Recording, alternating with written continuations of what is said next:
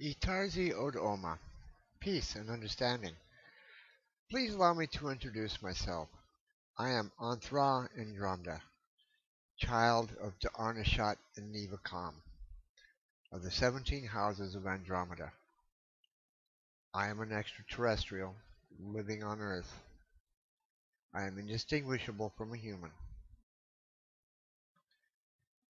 I know this is a lot to accept. It was for me. Some years ago, when I discovered the reality of my origins, I fought with it for years, trying to come to terms with it, trying to understand it. It was a very difficult thing. I'm hoping it'll be a little bit easier for y'all, since I have some evidence and a mathematical proof of sorts. We'll start with the DNA evidence. We see here the autosomal DNA and the possibility of it matching several populations on Earth. Of these 22 populations listed, these are the only populations with which there is even a remote match. And you'll notice that the best, the very best, is Indian. But that is not really the point. The point is the probabilities. And we can see that the probability is extremely small. 1 times 10 to the minus 15th is not a very good probability, but it is better than the probability of ET being on Earth.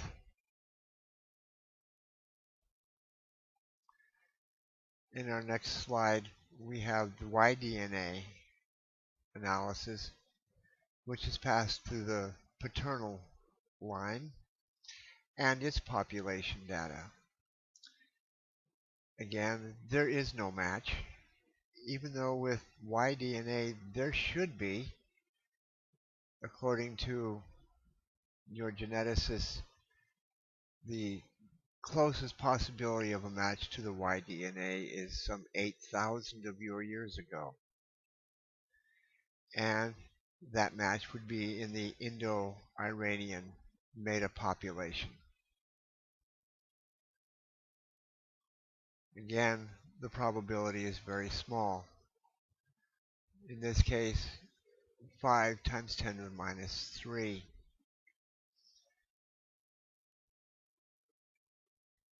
Moving along, we have data from what I'm terming the collective consciousness.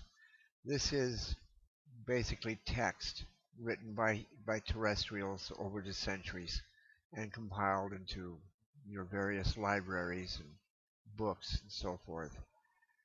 This one, which is from the King James Bible, shows a very strong cluster of keywords all appearing in one matrix. The probability of this occurring is rather small, 2 times 10 to the minus 11th. The next ones aren't quite so interesting. We have another one that is 3 times 10 to the minus 5. And yet another that is 8 times 10 to the minus 7. A small one that has a probability of 3 times 10 to the minus 10th.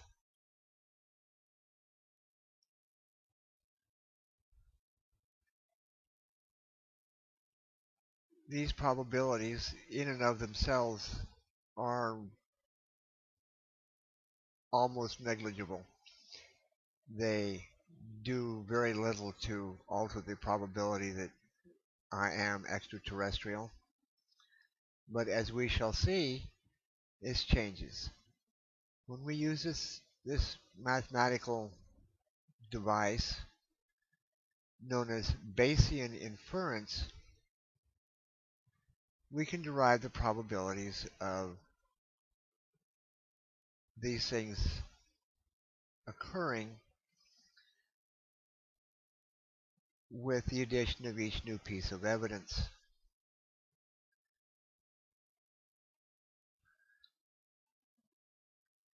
Then we see that the probability after we add in the DNA evidence is still not good. And as we add each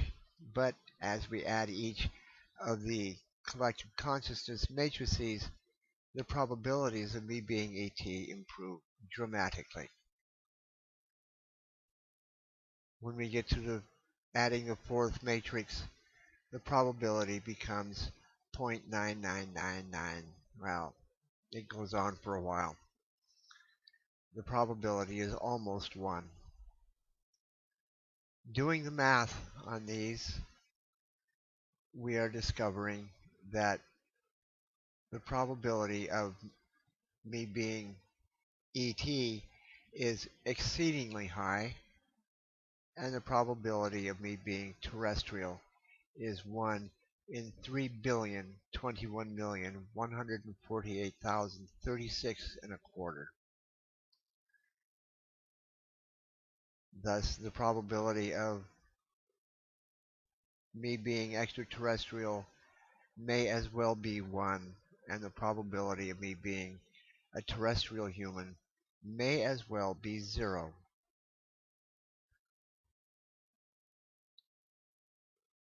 So we have our secondary disclosure. People of Earth, you need to understand you are not alone in this universe, and we are here visiting you. There are thousands more on your planet just like me. They, however, apparently do not have the intestinal fortitude to reveal themselves. I am revealing myself, at least as much as my security protocols will allow.